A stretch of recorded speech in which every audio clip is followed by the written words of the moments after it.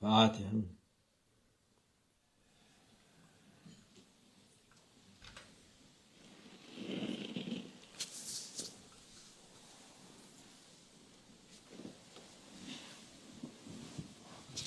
السلام عليكم.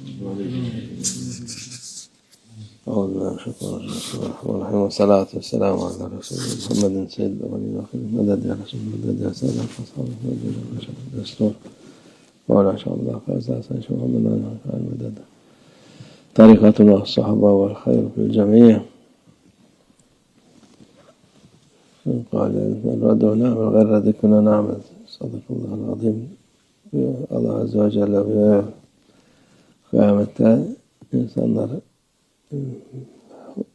cehennemde olanlar daha fazla olan. Allah Almighty says that on the day of judgment, when it will be decided who the people will be who will go to hell, and the number of those who will go into hell will be numerous, they will wish the following. Keşke bizi geri dünyaya gönderse de bu kötü yaptığımız işlerde değil de başka türlü. On the day of judgment, those who will go to hell will say, if only we were sent back to the world, and instead of these bad deeds we did, we would do other kinds of deeds, righteous deeds, good deeds, they will wish. Ameller, salih ameller yapsak da temenni ederler. Ama oraya gittikten sonra insan bir denemez. But after a person goes there, after a person went to the hereafter, they cannot return. Için dünyadayken yaşarken insan kıymetini bilecek, hayatının kıymeti. For that reason, while still one is in this world, while living, a person must know its value. İbadetle Allah Azze ve Celle'nin yolunda olmakla. And the value of life finds its worth through worship by being on the path of Allah Almighty. Kıymet bulur.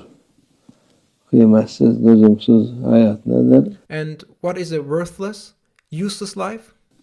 Allah Azze ve Celle'den uzak, ibadetlerden uzak, taatlardan uzak, iyilikten uzak. A worthless, useless life, it is a life far from Allah Almighty. It is a life far from worship, far from obedience, and far from goodness. O hayat 5 para etmez. That life isn't worth 5 cents. Zaten boşuna geçmiş olur. It's a life that is spent in vain. Hayat dolu olacaksa, faydalı olacaksa daima Allah Azze ve Celle'nin yolunda olmakla. If life is meant to be fulfilled, if life is meant to be beneficial, then that life must always be being on the path of Allah Almighty. Öteki türlü bir fayda diye bir şey yok. Without being on the path of Allah Almighty, there's no such thing as benefit. Zarardan başka şey değil. Without being on the path of Allah Almighty, life is nothing but harm. Zarar ve kötülük hem kendisine hem başkasına. Without being on the path of Allah Almighty, life is nothing but harm and evil, both to oneself and to others. Mümin daima faydadadır.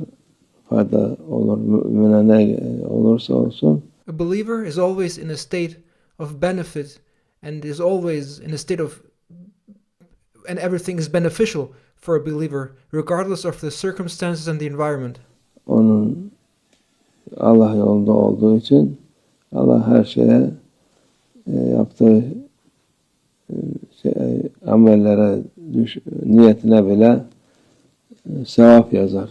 A believer is always in a state of benefiting, whatever happens, because a believer is on the path of Allah Almighty, and Allah Almighty writes a reward for their deeds and even for their intentions.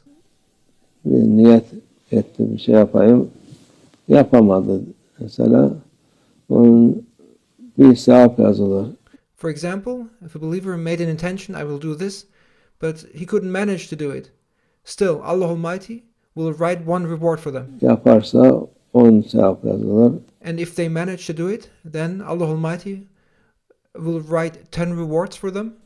100 sevap. 1000 Allah indinde ne isterse Allah Azze ve Celle yazar ama And Allah Almighty may even write more. He may write 100, 1,000 rewards for one good deed. Whatever Allah Almighty wishes in His divine presence, He may reward His servant accordingly as He wishes.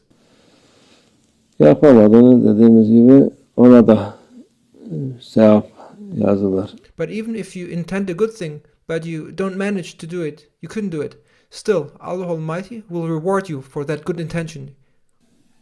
Bir kötülük niyet etti, yapamadı, ona bir şey yapılmaz.